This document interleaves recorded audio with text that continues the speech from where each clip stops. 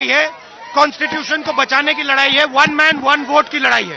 इसीलिए हमें साफ प्योर वोटर लिस्ट चाहिए।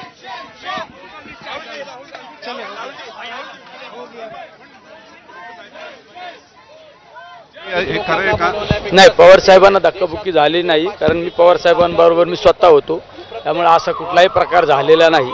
पण सर सध्या आता नेमका पुढे उपाय काय आहे? तुम्ही कधीपर्यंत म्हणजे हे आंदोलन कधीपर्यंत सुरू राहील, काय होणार? शेवट आता आमच्या पक्षाचे नेते मंडळी जो निर्णय घेतील तो पर्यंत हे आंदोलन अशा पद्धतीने चालू राहील। पुढली दिशा सुद्धा हे नेते मंडळी सांगतील त्या पद्धतीने दिशा ठरवली जाईल।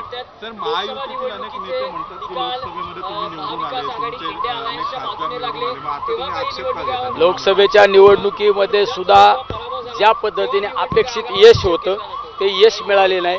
ज्या पद्धतीने मार्जिंग प्रत्येक उमेदवाराच्या जनतेचा कौल होता त्या पद्धतीने मार्जिंग मिळाले नाही। याचा अर्थ लोकसभेच्या निवडणुकीत सुद्धा अशाच पद्धतीने स्कॅम केलेला आहे। नाहीतर आज एवढं काठावर आलेलं सरकार, आज या ठिकाणी महाविकास आघाडीचं सरकार सुद्धा केंद्रामध्ये आपल्याला पाहायला मिळालं असतं। सर तुम्ही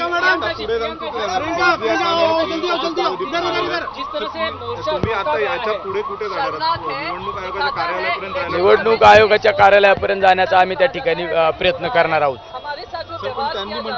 जब सरकार ऑपोजिशन से डरती है तब पुलिस को आगे करती है। आज एलओपी और सारे इंडिया अलायंस के जो